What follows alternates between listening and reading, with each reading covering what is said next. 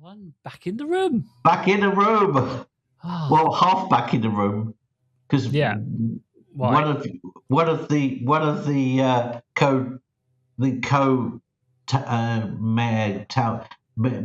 co-mayors is a Yeah. little bit, I don't know, it's not quite, Not right there. there. It's I not think quite there. I think I could tell from Yeah. that from that little intro bit there.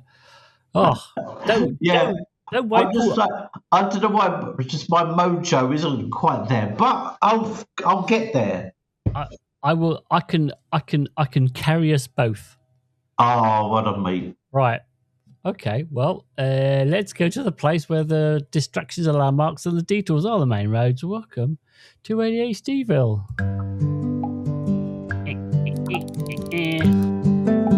Ah, yes. ADHD,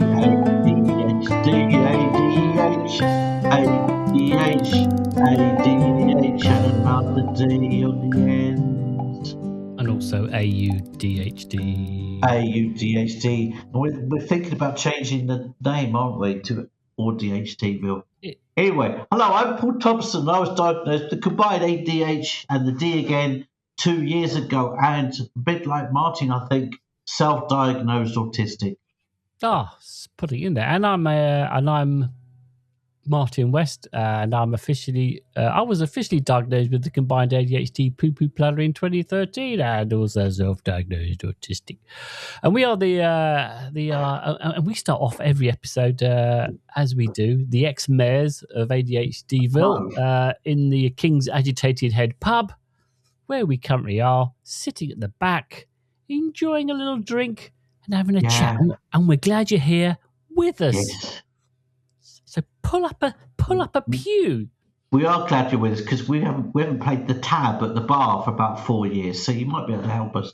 Right. So so I think that the next round is on you, dear listener. Right. And we're going to be talking about ADHD, and something that is close to my heart and my past is video games. And I rather suspect that a lot of ADHD and or a lot of neurodivergent people, shall I say, that the video games are definitely one of those things that we not all do, but a lot of us do. Yeah, I think, well, because you know a little bit of my history on this, Martin, but I think one of the reasons why I didn't really get into it was because I knew that I could become really obsessed about it.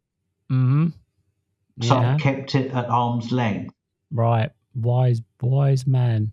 Yeah. Well, let's jump into the tractor, and we're just going to go to. Actually, you know what? We aren't. We're going to stay here because at the back of the pub, I've just realised, as a lot of British pubs, there are some arcade machines. So so we can just stay right here. They're bringing them back, aren't they? These old machines. Oh yeah. You can more now than ever. Yeah, I mean, at least for the last 10, 15 years, you've been able to buy. So at my old ad agency, we bought a big stand-up arcade machine, and it had all of the games in it. It had like hundreds of games. Really? It had like all of the classics, all of those classic 8-bit retro arcade games. And I used to play Miss Pac-Man on it a lot. Miss Pac-Man? Yeah. Okay. Yeah, because Miss Pac-Man was better, arguably the better version of all the Pac-Man variations. Well, this is the man that says that the second Blade Run is better than the first. Yeah, just saying. I'm just saying. Right. That I'm all about the number twos and not the number ones. My eyes are still bleeding from that statement from 2 weeks ago. Oh, I do like that. Yeah, I do like number twos of things. All right, not Jaws 2. No, but I'm just thinking that actually Kung Fu Panda 2 was was better That's a than good one. Kung Fu Panda 1. Dragon Trainer 2 is very good. I watched that last night, mate. Did you? Yeah. I wanted a nice little comfort, a nice little comfort film, and I put on How to Train Your Dragon 2 and sat back and enjoyed it. Okay. Very good. All right. Yeah, because in Europe it's just called Dragon Trainer. Yes. Yeah. It's The Why did they do that? Weird. I don't know. But anyway, let's get onto video games. So you're saying that you kept them at arm's length because you felt they have a little bit of an addictive quality. Yeah. I would guess that you would burn up all your time playing them. Yeah, that, and there were two things. That and any really intense game makes me really nauseous. Mm-hmm. So, for instance, when I had an agency in for about 6 years, we used to have War and Pizza Night, and we'd play Tour of Duty. So we'd have we'd order pizzas, get our bellies full, and then literally it got quite popular, and people would come, and we'd have like in our studio would turn into like a Tour of Duty kind of hub. Wow! People would rock up, but I couldn't do it. I could only I can't run around, just like killing people. So everyone got really annoyed with me because I would just play the sniper and just pick everyone off, and it used to really irritate people. Right. And you know what? Oh God, Paul! Come on.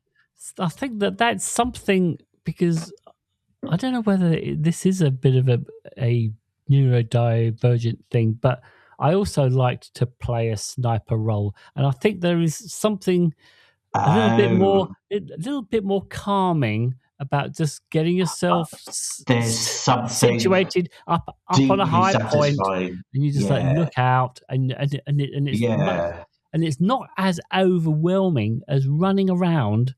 Oh God! Into rooms and having frantic battles. Deeply satisfying about being a sniper. Yeah. No. I am with you on that one. So, all right. So, everyone got pissed off with you. Yeah, Paul. And I said, I can't. I literally can't. I'd be vomiting if I did anything more than I actually do. Right. There are certain parts in video games that really make me panic. There is a section in Sonic the Hedgehog where he goes under water, and and he can only hold his breath for a certain amount of time, and you have to get through the maze before he runs out of air.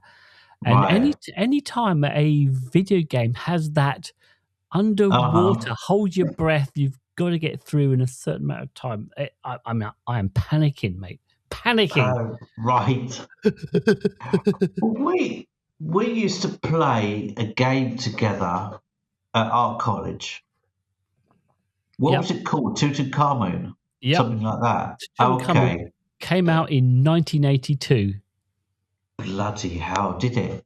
Yes. Well, we were playing it in 1985. No, later. We were playing it in 1987. All right.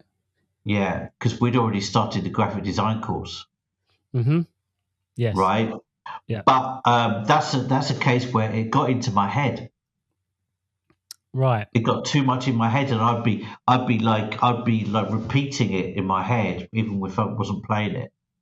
Right. So just to set the scene, at the art college where we went, there was a hut that was like the cafeteria. Canteen. Yeah. Right. Just a wooden hut. Feels like it came out of World War II. And probably did. And for some unknown reason, maybe money, but the college professors thought it would be a great idea to put a video game in there. Tutankhamun. It was it was such a hard game, and we would be playing it at the break times, and then sometimes our professor would be like, "Where the hell are those bloody kids?" Yeah, And then he Ben would find Manship. us. Yeah, and he would find Ben us Manship. He playing the would come. game. He came and found us. Oh yeah, talk about rabbit in the headlights moment. Right, I know.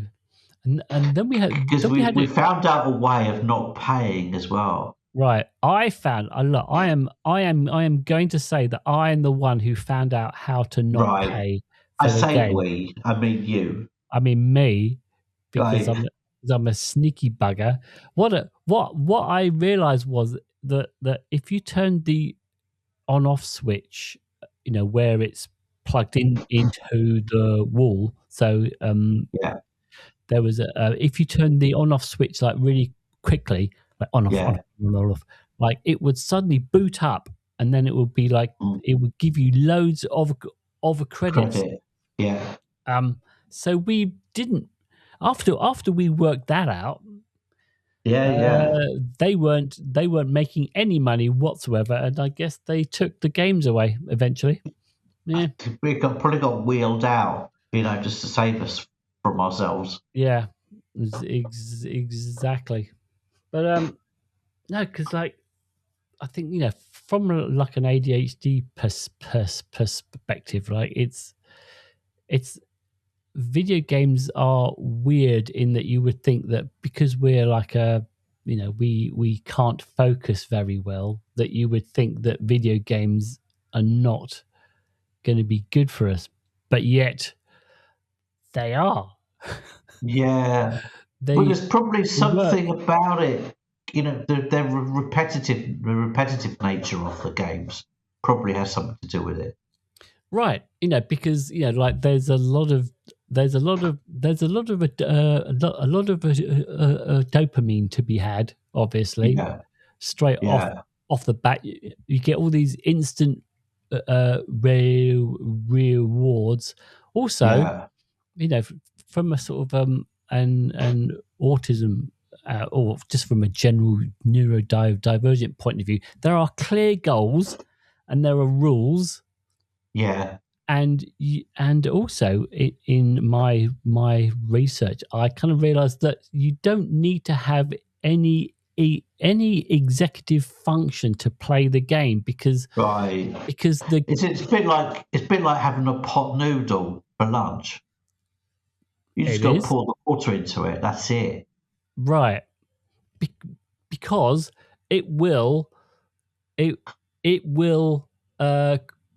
have a map for you or create a map for you. It will give you time challenges or their time sequence, so it kind of keeps the time for you. It lets you know where you are in the game, so it does all the things that you think that kind of help us as a all those things that we don't have in our everyday lives. What about also escapism as well?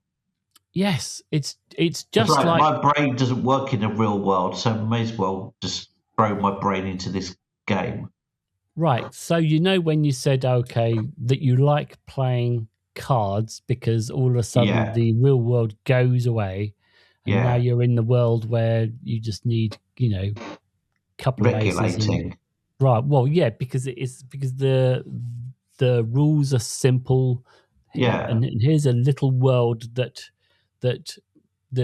you can kind it's of way more regulate. Predictable. Right. Yeah. Okay. And that's it all depends on you, doesn't it? Really, it's like you're in total control of how well it goes, which is the opposite of our world. Growing up being autistic. Right, because we also like predictability and structure, and ADHD brains also like sort of like novelty and new things. And that was always the thing that I used to really like when I used to play video games, was you would get through that level of the game and then you'd go, whoa, what's next? Mm-hmm. What's next? What happens when I go through that door? What happens when I finish Yeah. this level? What is the next level like? You know, that was Did always you like. ever, did you ever try playing especially at if you went to like the game centres, you go to like the driving video games as well, so you could be a Yeah. rally driver or something. Mm-hmm. That was like a guarantee for vomit for me. All right. I couldn't do it. The draw was strong, but if after about 3 minutes, I just wanted to gag. Right. Those fast motion games. Yes, Not your exactly. thing. Blimey. Whereas, because I didn't like the pure linear, so like Pac-Man or Mario, Super Right. Mario, where you just linear and you just go and go and go and you go up and down and jump and Right. whatever. But I did like Phoenix, What was that? the classic mothership kind of thing. It came out in 1980, like the classic, where you just like slide at the bottom from left to right. All right. Or Asteroids, I loved. Probably my favourite was Asteroids. Yeah. Asteroids was good. I loved Asteroids. I wasn't good at it, but I really liked it. Right. Yeah, no, I think there are certain, like games that I think work for us as well are like open world games. So where you don't feel, as you're saying, you don't necessarily feel like there is a one path. It's just like you can go anywhere. Yeah. So I'm thinking like sort of so one of my favorites, which is Red Dead Redemption, which is a cowboy game, and Right. it's Never heard of it.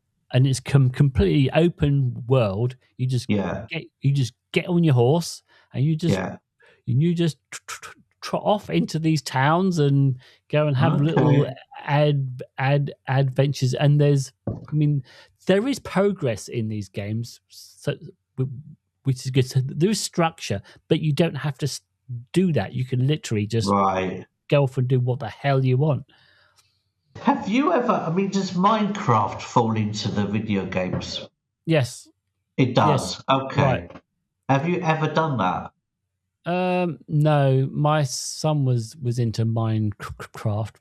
And again, that's a kind of a good, that satisfies the autism side, because it has that kind of logic. There's rules. There are deep systems that you can that you can master. Those games are like, yeah, they are fun. There's a great documentary about a Norwegian boy who was into Minecraft, and he had a disease, and he ended up dying very young. And actually, the start of the documentary is the point of him dying, and then they discovered that he had a whole new and separate life on Minecraft, and there was a whole massive community that really missed him and didn't know, because he kept it secret. He didn't tell anyone that he had a life-threatening disease. Right. So in that environment, he wasn't just a boy with a life-threatening disease. He was just him, right?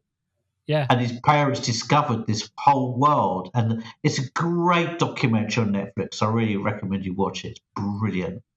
All right. Yeah, because Cool. I can remember when video games certainly became big and certainly became like online games, and there was this thing of like you could be whatever you wanted to be. So and you could create a whole new persona for yourself, right? And that was extremely freeing. Yeah. For this thing I've read recently, Metaverse, has completely collapsed. Yes. Or on the verge of. and that Meta have lost hundreds of billions of dollars on it. Millions, yes. Yeah, they have. Yeah. So what went wrong? Do you know any more about that? Because they're always No. saying, "Oh, it's like the next big thing," and it turns out it wasn't. Right. There will be a version of it at some point that will probably succeed. I suspect, but like when you try and build, they were selling even effectively. They were selling space on it to companies. I think you could go shopping. You could make your shopping experience a virtual world and go shopping. You could go to IKEA, and they were selling space on Metaverse to IKEA and all of these brands. Right. No, I mean, like I'm struggling to remember, but there were or are online games where you could, as an individual, create assets like Yes. I know, sort of decorations and suits and bits of clothing and stuff, and then you could set up a store in the game and have a storefront and sell stuff and make money. Yeah, you could basically they were selling real estate, virtual real estate. Yeah. I'm just that idea goes back way earlier than Right. Mark Zuckerberg. I'm just trying to. I can't think of the game that was, but anyway, there's just to kind of go back a bit. What was the first video game that you remember or that you I think played? Probably on the Spectrum, and it would have been the tennis thing with the paddles. Oh, all right. Yeah. Beep, beep, oh, what Pong? Beep beep. Wait, was it called we Pong? Have Pong. Paddles. Yeah, we had two sliders. That blew our minds away, when it came out. Right. Yeah. No, I mean, like I remember my dad taking me to a pub, and I must have been 8 years old, 1972, and there was a Pong game in the pub, and it was the first successfully commercial game, and my dad put in 10 English pence into the thing, and I was just like playing this Pong game, and I was like, oh my god, I love this is amazing, this is so high tech. I love that. See, this is where my mates really got into it. They had the Commodore, was it 65? 64. 64? You were one out. I was getting ahead of myself. That was the next one. Quite literally. Then the Spectrum. I think the BBC had a computer. Yes. And then there was an Amstrad. Everyone was trying to get into it. Yeah. I was never into that. Oh, I loved all that. I had and my first one was an Atari 400. Then it was a Spectrum 48. Then there was the Commodore. Oh, Atari, yes. My mate had an Atari. That was quite cool. The Atari. Right, and then I had a Commodore Amiga, and then I had basically the Sony PlayStations after that, and I think I had an Xbox in there at one point, but yeah, I have always had a console for sure. But for me, it was basically my friends had video games, especially Atari, and had the cassettes. And you play football, and then you get bored with that, and let's play something else. But I would much rather be outside kicking a football, like a real football. Right. Yeah. No, or kicking my sister or something. Kicking your sister as the football. No, I was. I think like there's this interesting relationship that we have as well with the video games. If you play them, it's like you can literally just you can spend like 200 hours playing one game. Right, and you just go, and it really clicks and you play it all the way through. And some people will kind of go back and play games, and they make sure they get all of the little special collectible things that you can get along the way. You know, like it's just finishing the game is like, well, that's just stage one. And then, okay, well, let's do it on harder mode. Let's do it on the mode where I have to pick up all of the collectible objects. Yeah, but that was Tutankhamun was like that, and I think I got through to the end once. I think I finished the game once, maybe twice. I think we may have got through level 1, and then may have got through level 2. It was ridiculously hard. It was hard. Yeah. Oh yeah. You know what? I just remembered when we talk about Pong. I did a website. This was years ago now. I built this website for are you know Swan matches? Yeah. You know, so I remember this. I remember you doing this. Right. So I had this fucking crazy website that I did for them, which still blows my mind about how crazy it was. But in it, I created Pong, right? So I found the code for Pong, and then I just copy and pasted the code for Pong into the game, and then I found where all the objects were. So, this is the object for the paddle, this is the object for the ball, and then I swapped out the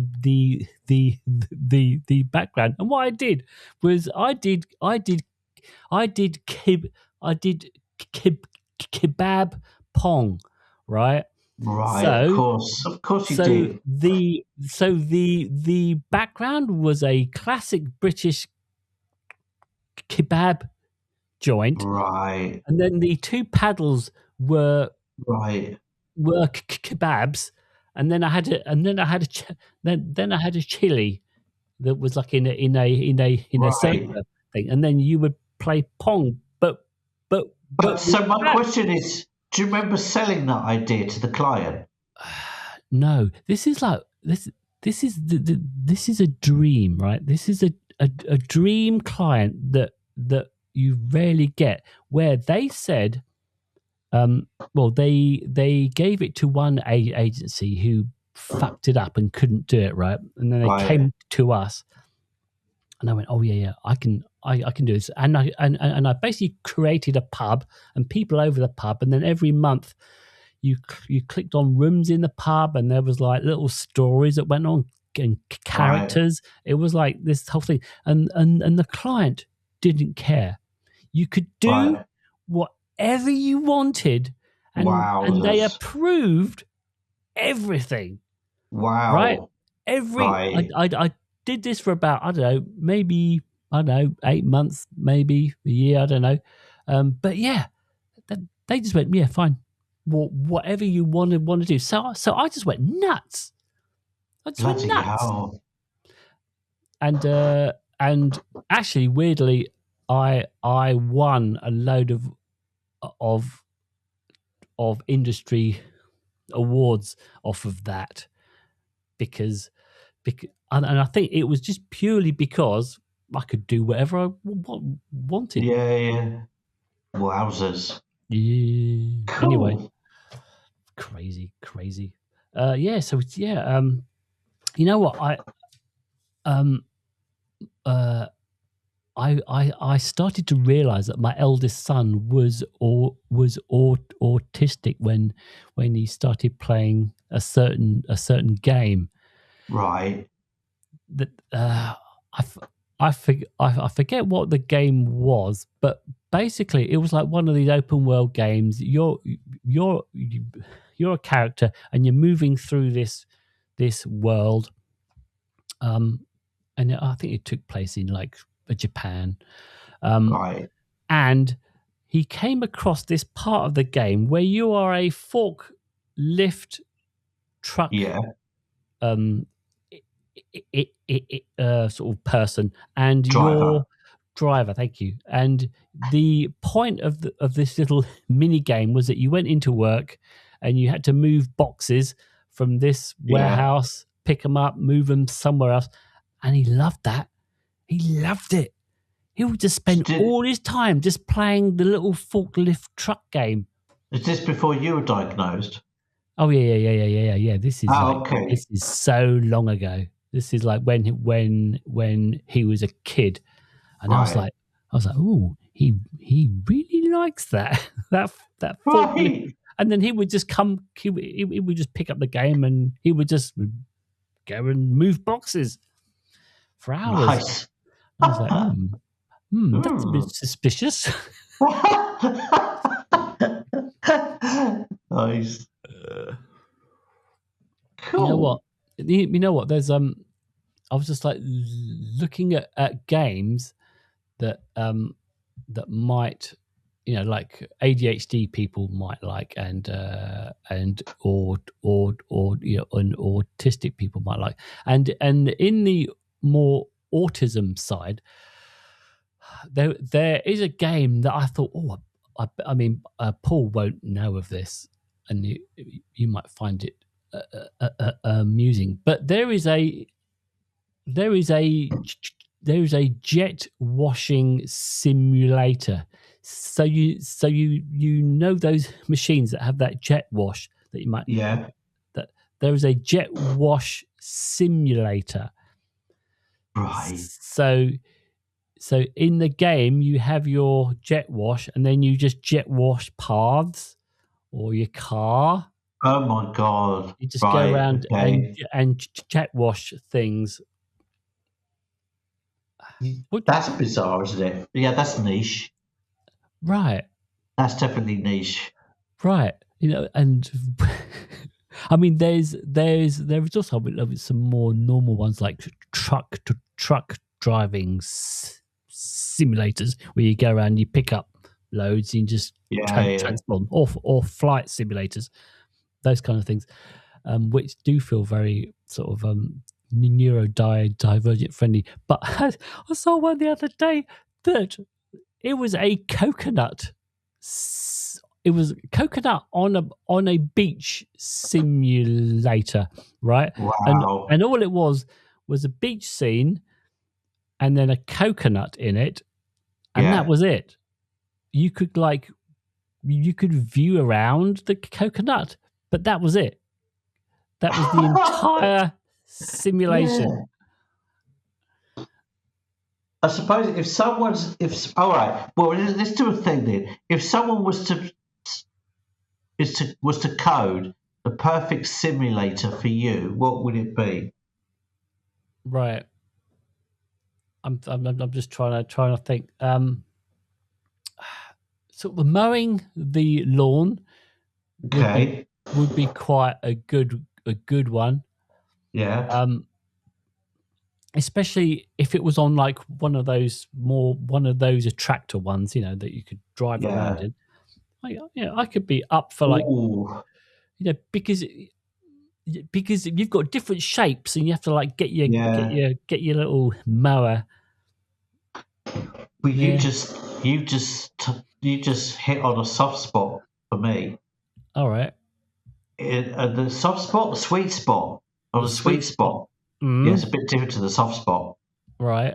I know you pretty well, and you're an important person in my life, but I'm not going to let you anywhere near my soft spot. No, it's a sweet spot, Martin. When you talk about a tractor, my girlfriend's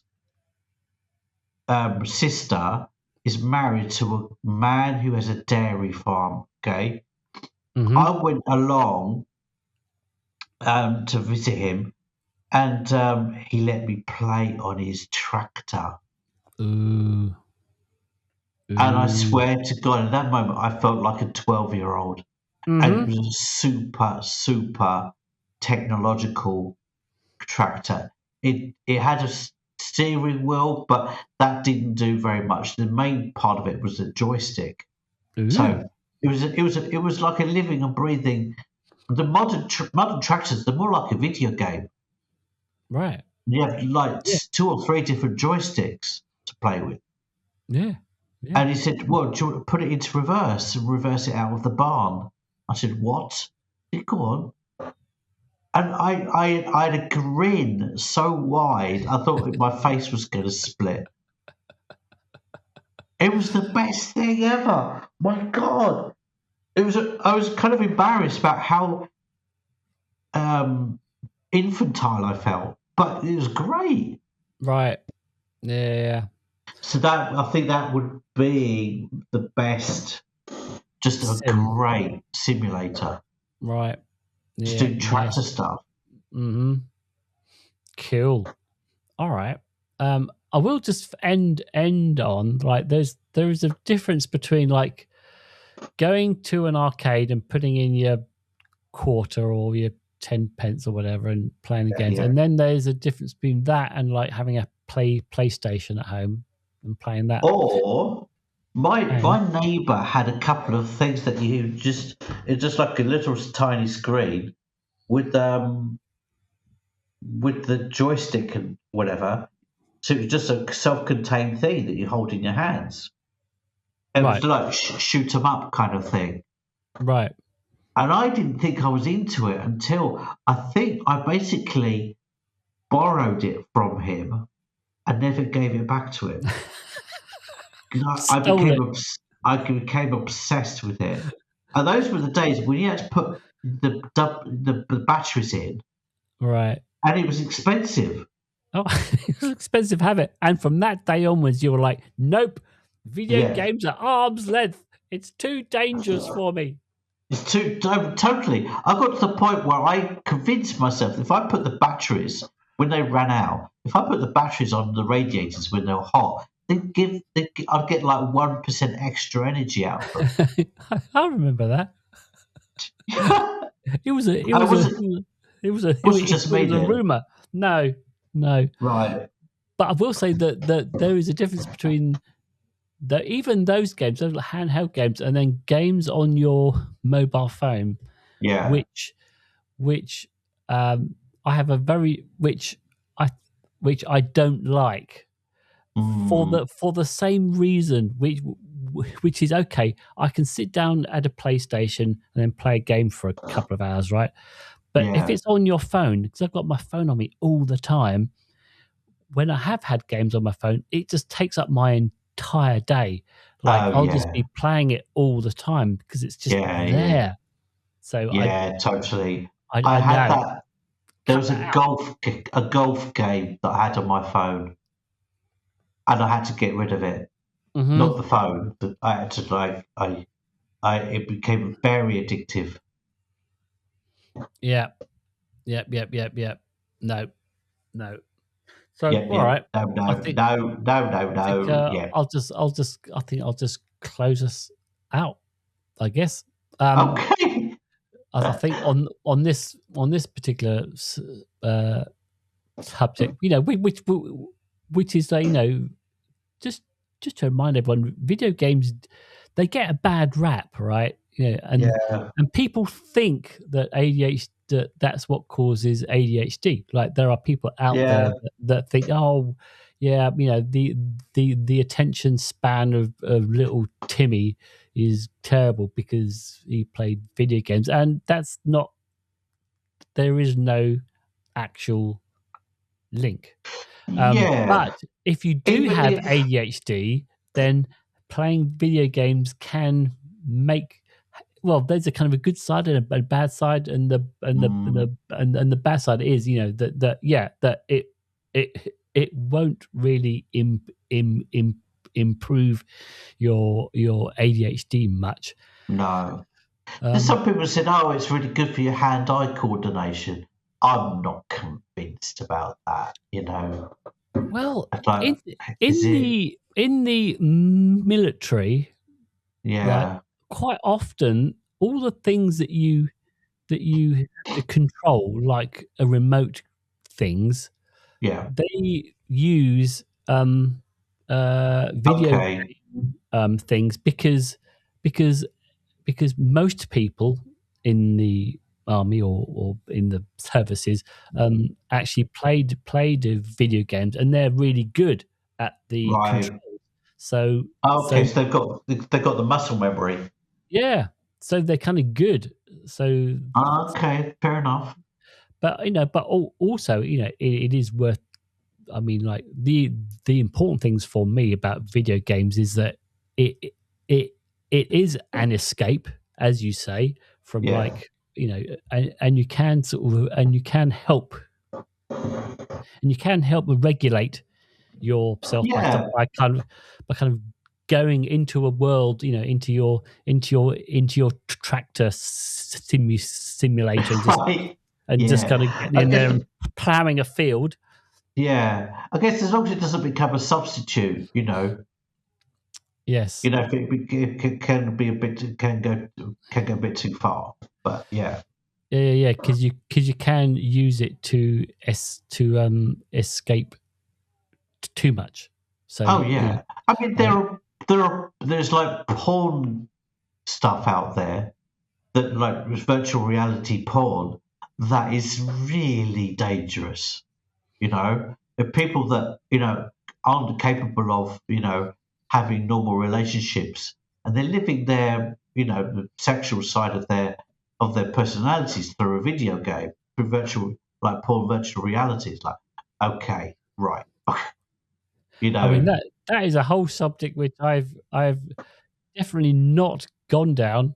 Neither have I. I mean, just in terms of actually thinking about it, but yeah, that's something to think about.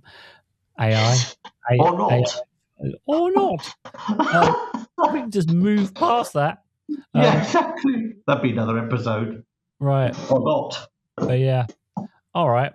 Okay. All right. Well, let's. I think we should now rate video games. So let me find my little ratings button. Is it a dopamine hit or is it a burnout thing? Video games, are they a dopamine hit or are they a burnout thing? Well, for me, it's a very even at its height, it was never a big thing for me. So it's low for me. It's like a 4 for me. Oh, a low. It's just 4? something I was never really into. Right. I'm surprised it's as high as a 4. To be honest, I mean, I'm being generous because there were times when it was, when I was obsessed. And if it's like a shoot 'em up game, there were times where I could really enjoy it, and it was, I could just. It was kind of meditation in a way, detachment, disassociation. Right. Disassociate. That's the word we're looking for. Disassociate. Mm-hmm. Yeah. I will give it like an 8.6. Ooh, that's high. Oh yeah, no, I love video games. Like they are just okay. Yeah. The best. Burnout. I mean, it's difficult for me to score Burnout because it's not really. I mean, you felt ill. Also, you were burning up too much time. Of course, yes. You were buying batteries. If it's like a vomit score, it would be Burnout is quite high. So yeah, because I could be nauseous within 2 minutes of playing Tour of Duty. So Burnout would be a 9. Right, there we go. All right, I would. I think I tend to use it. I used to use it too much to disassociate, which on the one hand is kind of good if you're feeling overwhelmed, but I think I kind of at some points in my life I just spent way too much time online. So I would say a burnout of about 5. So Okay, all right. Okay, well, what do you guys think at home?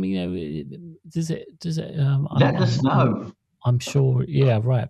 Okay, well, let's jump into the tractor, which is a real tractor and not a simulated tractor. No, it's very much a real tractor. Right, and we'll get in and make our way over to Alexandra's haunted inn, which is also very real.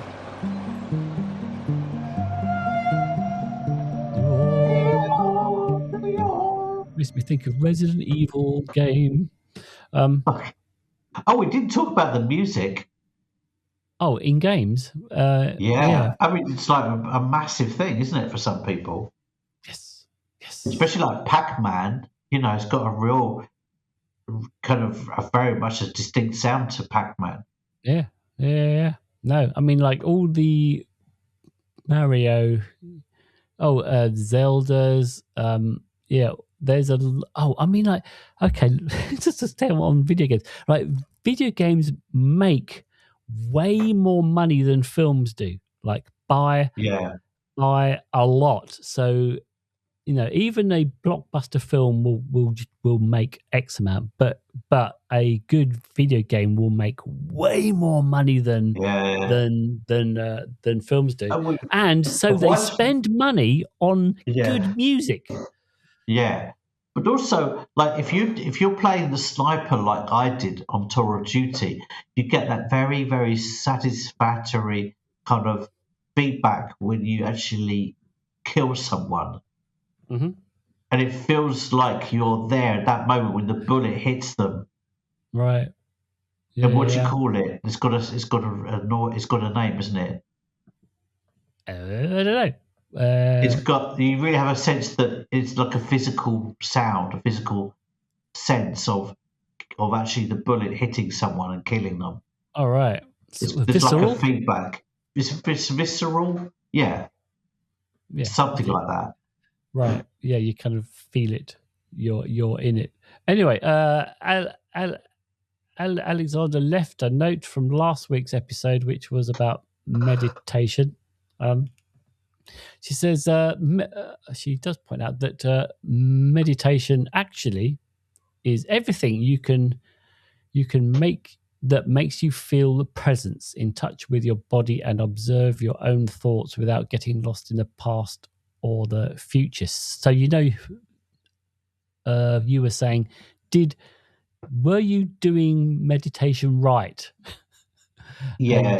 And she's just basically saying that anything that makes you feel present. So you were saying that you were just listening to or you could feel your heartbeat, right? So that is very much about you. So that was a good thing. She also says, because many people find relief in meditation doesn't mean it works for everyone, and there's nothing wrong with you if you can't do it. So there we go. And another thing she said here is laughter is the best medicine. I know someone that does laughter yoga. Okay. All right. Yeah. And I've actually been on one of his courses. All right. He does laughter yoga. Was it a laugh? It was a good laugh. It was a laugh. He literally gets, after about an hour and a half, everyone is in a state of euphoria because it just teaches you to laugh, basically. Right. But really profoundly laugh, not like a snigger. Right. Yeah. It's I've seen it. Yeah. You're basically crying. Yeah. My eardrums just sorry. Out. Well, I have to note this down at 48 seconds. I have to drop that volume right down. Okay. Yeah, and so I did ask some of her favorite video games, which included Pac-Man, Pong, Mortal Kombat, Donkey Kong, Sonic, Worms. I loved Worms. Resident Evil, Tomb Raider. Just to name a few classic games. In English, I found this interesting. You say in English, you say to name but a few. But why but a few? Why but? To name but a few. because the actual list was a lot longer than that. I just. Oh, okay. But yeah, yes, but literally, there why is the word "but" is that nuts necessary? in there. Yeah, it isn't. It Right. isn't. I apologize for No, you my didn't say butt. it. You didn't say "but," but Oh, didn't normally I? they do. Yeah, you Oh, left the "but" out. all right. Yeah. I'm so glad. Congratulations. All right, so this is the All point right. where you just finish off this bit by saying, Yes, your feedback is vital to us, and we read all of your comments. Yes, we do. "Yeah, we do And we might, if we like your comments, or if we don't, we could read them out in a future episode. Why exactly." not? Wow, what? All right, in that case, so now let's just that just means that we can get to the quiz point of the Yes. game. It's the quiz. Quiz. Right. So this is this year, Paul and I are quizzing each other in turn, and we're stacking up points. I'm currently on 9 points. Paul's on 3 points. I chose this week's theme, so that means I get to do the quiz. So I get to quiz you. Yeah. All right, there we go. Let's just pull up my quiz. Right, and then this quiz is it's on video games, but I thought I'd keep it to the classic video games. I'm not being weird and so these are games that you would have heard of.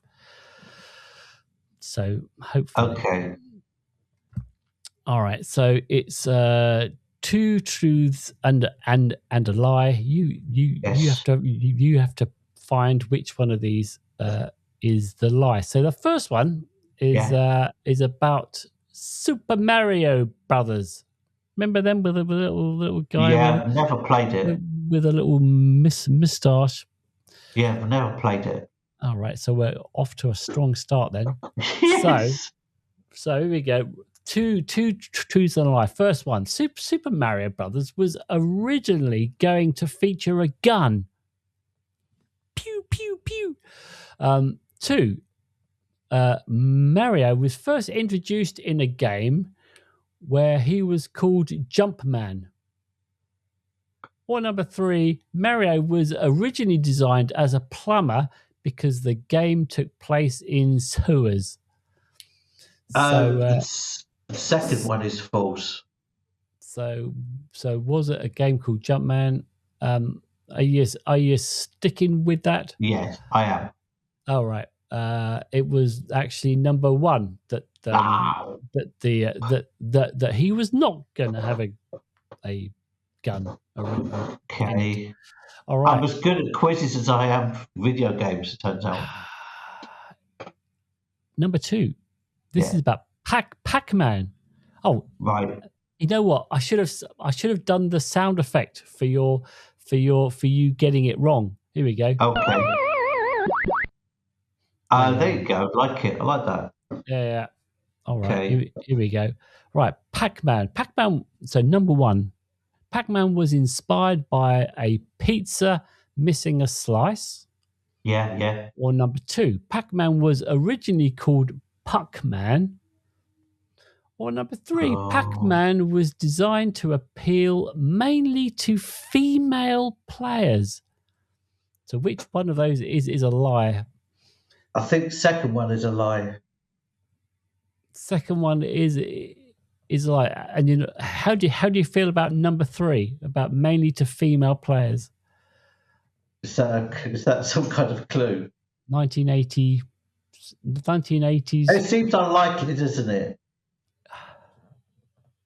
But I'm going to stick to two. All right. So you think that the lie is Pac-Man was originally called Puck-Man? Yeah. No, it was that Pac-Man was designed to appeal mainly to female players. That was not. Okay. That was not their main concern at that point. Stinking lie. Right. Although as I said earlier, Miss Pac-Man was the better of them. Right. So, number 3, Space Invaders. Yeah. 1978. It's more my territory. I like Space Invaders. Yeah. Right. So this is a question about, you know how the game speeded up? So it would start slow and then you would shoot them and then it would kind of, as the game went on, it kind of got faster and faster. Yeah. So it's about that, right? So number 1, Space Invaders speeds up as enemies are defeated. Or is it number 2? Speed up as enemies are defeated, right? Okay. Number 2, the game was originally too fast and had to be slowed down. Yeah. Or 3, the increasing speed was actually a hardware limitation where, because there's less objects on the screen, the processor can run faster. So that's why it got faster. So, that sounds true. The last one.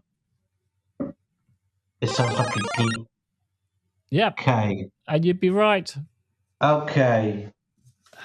It kind of made sense. Oh, that's interesting. That's interesting. I thought that was an interesting thing. That's a good one. I like that. So that puts I'm at 10. But you won anyway. You're at 3. Right. Okay. Yeah. All right. There we go. All right. I tried to help you.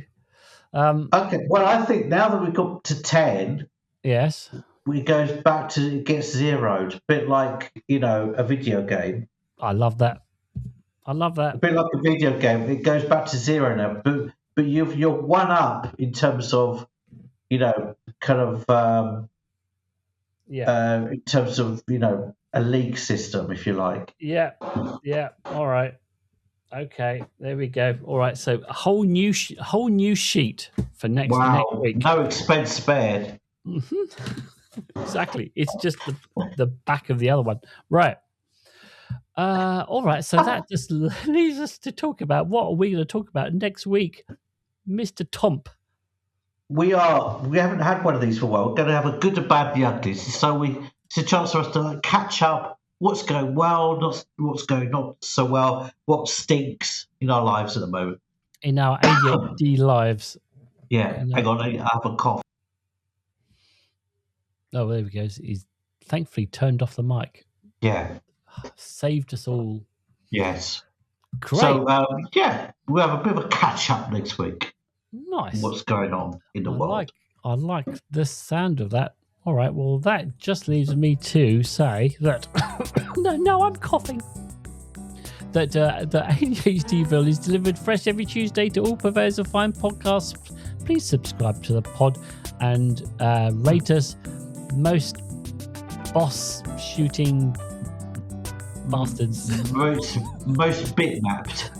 Sort of leveled up. That'll do. Yeah. And feel free to correspond at will in the comments. But wait, there's more. If you wish to see our beautiful, beautiful faces, then head off over to the YouTubes and the TikToks.